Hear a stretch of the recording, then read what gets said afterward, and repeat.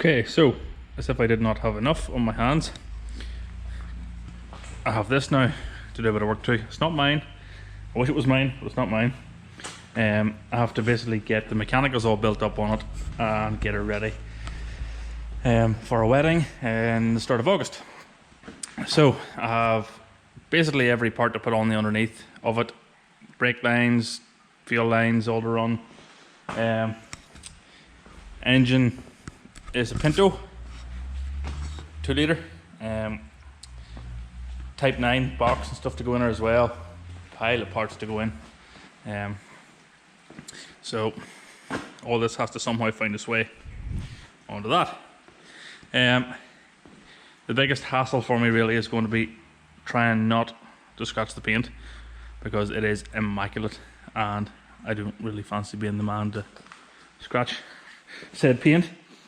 You can see there, it's wet here tonight. It was wet whenever it came in, but it's like a flipping mirror, so don't really want to be the man to do any damage to it. I'll probably not be doing too much talking while I'm doing this. Probably be trying to just get the job done really. I don't have much time to do it, so I don't know how many videos this is going to take, but I'll make a start and just wing it as I always do as I go along. Hope you enjoy. So need to get this engine and box all together and get it all ready for going into the car. Need to get the seals and stuff replaced in the box, well the handy ones anyway. Peel seal in here and the seal to the top box, or the top of the box. I will probably need to remove the shifter and stuff before putting it up into the car, but work on that later.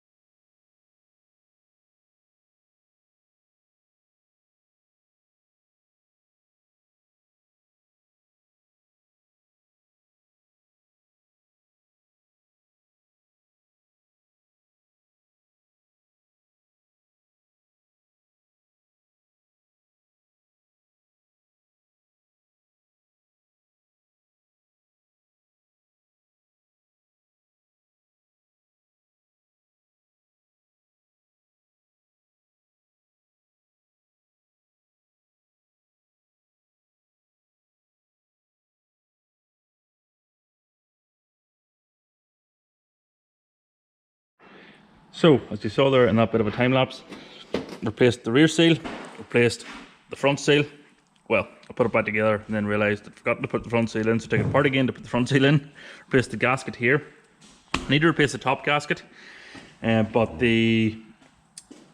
I've no oil as of yet to put into the box, so I'm going to wait and fill it through this hole and then put the top gasket on to fit it. We've liberated a prop shaft of its output shaft or input shaft, so that whenever you go to put the box into the car, oil doesn't fly out everywhere around you. So I think that's as far as I can go with this, apart from putting the bell housing on, until I get some oil basically. So yep. Okay, so I'm now at the stage of putting this engine up in. I have bolted the gearbox together with the engine with the clutch and all lined up, and put the cross member on the whole gear like I did on the Capri, and I'm just ready to try and lift this very gently and carefully up into place. The whole idea here is not to scratch the paint, because I just don't want to do that. I don't want to face that. So suppose might as well get on with it.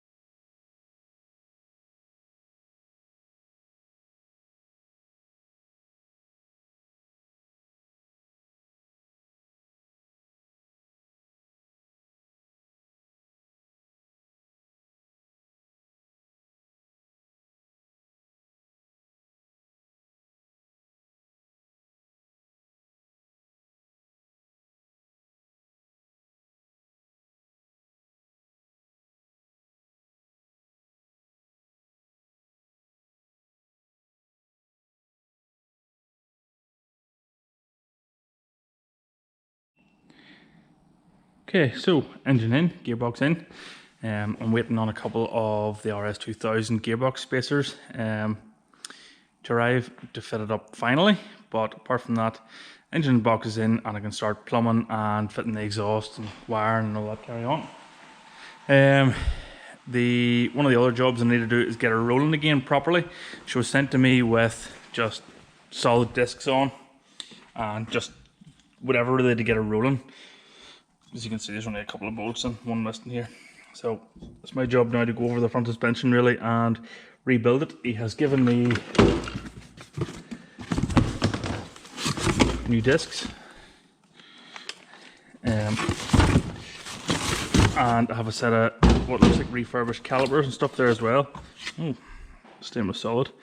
So, stuff like that I have to all bolt back on and get her rolling properly. Steering rack seems to be new as well. Quick rack 2.9. So just the likes of all this all needs rebuilt, so that'll be next. Suppose I might as well run these through how to change a disc on a Capri or an Escort or any of these McPherson type struts. Well, the normal ones anyway. I think 3 litres and stuff are a bit different, but first of all, grease cap has to come up out. This is all just set on, obviously. There would be a split pin through here, but there isn't at the moment, so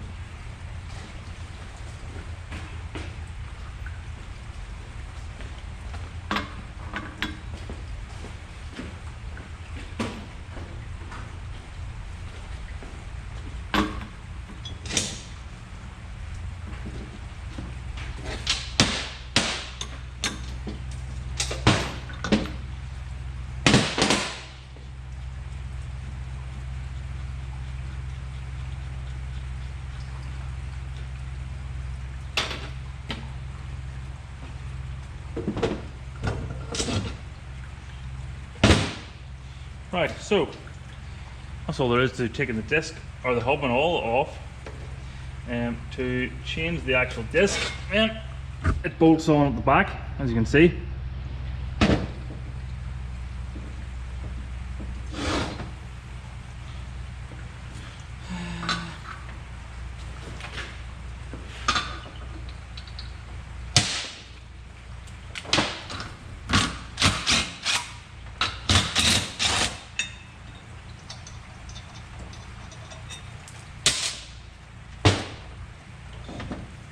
Normally they're seized on and you have to, but the way I normally do it is I normally put them over the vise.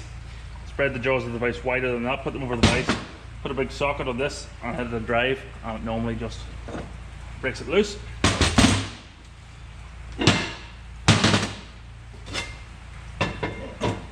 Now then, you need to work out here which way these flipping J's are meant to go in the disc. So back in a minute. Okay, so maybe some of you might correct me, but from looking on the internet, because these are solid discs, or rotors as the Americans call them, there's no real benefit and they can go on either way, it doesn't matter. So that's what I'm going to go by.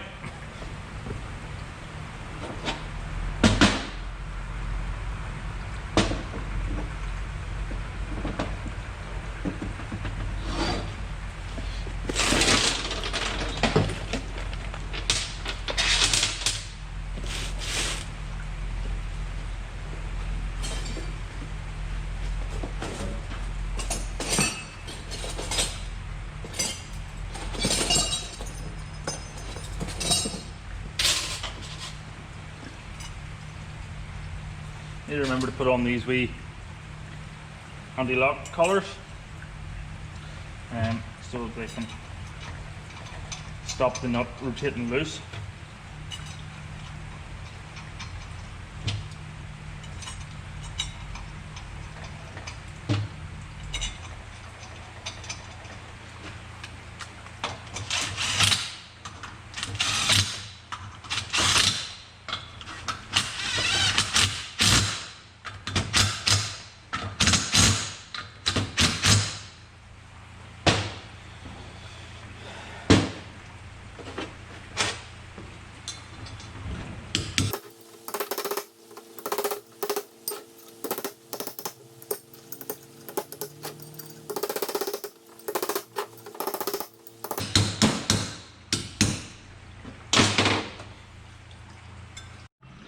So next bit is to fire hub disc with your locked bolts back onto the strut.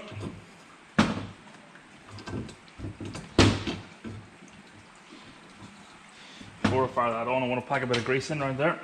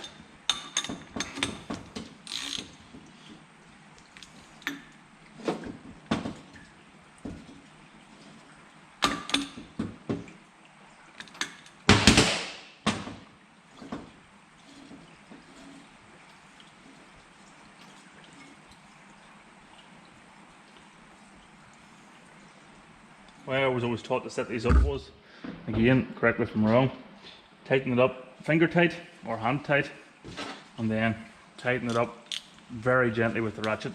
You start to feel it getting resistance. If it starts to feel notchy, it means you've tightened it down too far onto the tapered bearing seat. So this is just about right.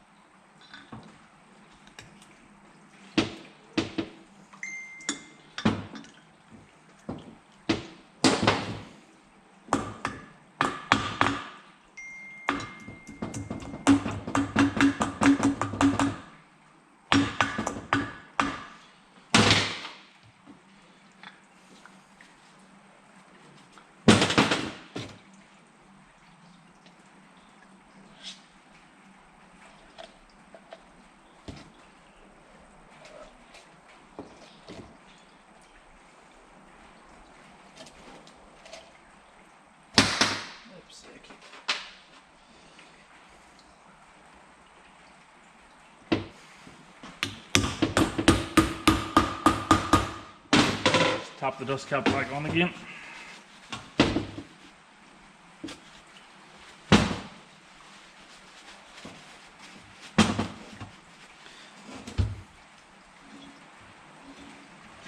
There we go. One side done.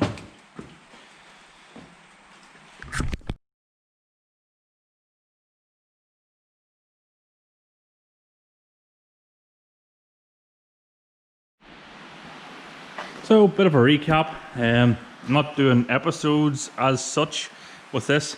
As I said before, I'm on the clock, so I'm not spending too much time doing any videoing, just the end of the night and the odd bit during while I'm working. Got the Harris Performance manifold tested, fitted, and you can see it is quite tight, but it does fit. So I have a bit of heat reflective tape to go on down here to stop the paint bubbling. I have a Coolx radiator for it as well.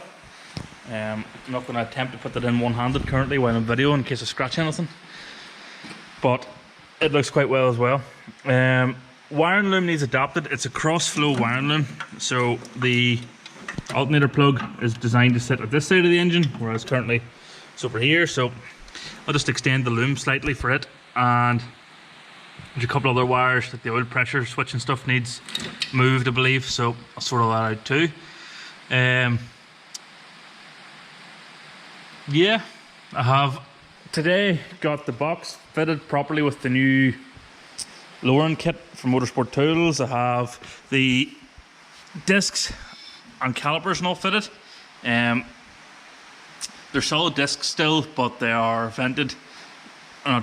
grooved and drilled. Sorted the bearings out, tightened up these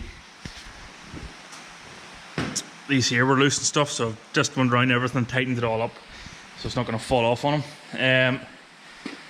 Sorted out the position of where he wants the fuel lines, brake lines, all that carry on. I don't really have that much more to do. He wants it dark in here, but battery boxes to go in. There's the fuel tank.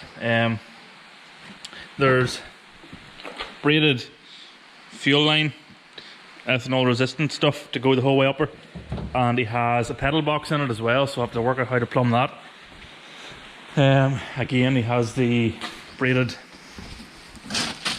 brake line and all the fancy fittings.